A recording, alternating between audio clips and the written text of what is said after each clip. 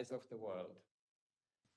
In most instances, Israel alleges that the hospitals were being improperly used for military purposes by Palestinian armed groups.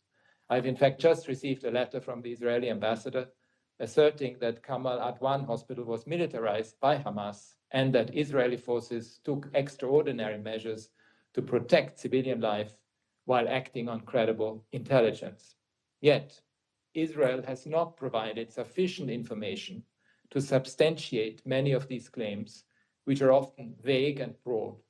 In some cases, they appear to be contradicted by publicly available information. If these allegations were verified, this would raise serious concerns that Palestinian armed groups were using the presence of civilians intentionally to shield themselves from attack, which would also amount to a war crime. This is why I'm calling for independent, thorough, and transparent investigations into all Israeli attacks on hospitals, healthcare infrastructure, and medical personnel, as well as the alleged misuse of such facilities. Many of these wounded people have died while awaiting treatment because of lack of access to healthcare. All this is occurring against the backdrop. Exploiting their sanctity to shield its murderous aims and wage war against civilians.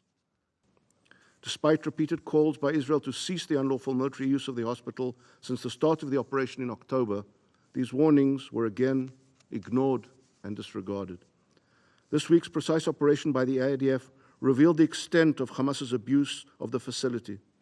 Over 240 terrorists were apprehended, including 15 who participated in the October 7th massacre, the darkest day in Israel's modern history, where over 1,200 lives were brutally taken by the terrorists. Among those apprehended was the hospital director himself, who is suspected of being a Hamas operative, as hundreds of Hamas and Islamic Jihad terrorists were hiding inside the Kamal Adwan hospital under his management. He is currently being investigated by Israeli security forces. Time after time, the same acts, the same patterns, the same criminal and inhumane conduct. Dr. Mahmoud Abu Nujila, who was killed in an Israeli airstrike on Al-Auda Hospital, wrote a message many months ago on a whiteboard in the hospital normally used for planning surgeries. And I quote him, whoever stays until the end will tell the story.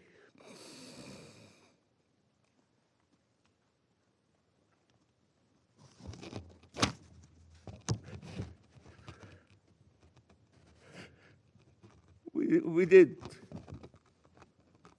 what we could. Remember us.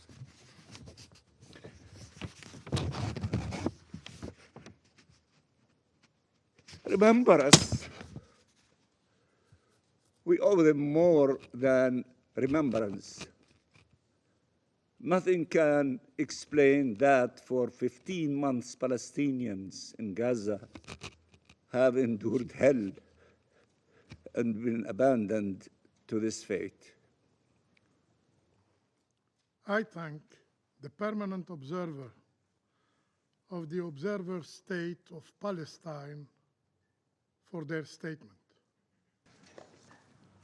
The meeting is adjourned.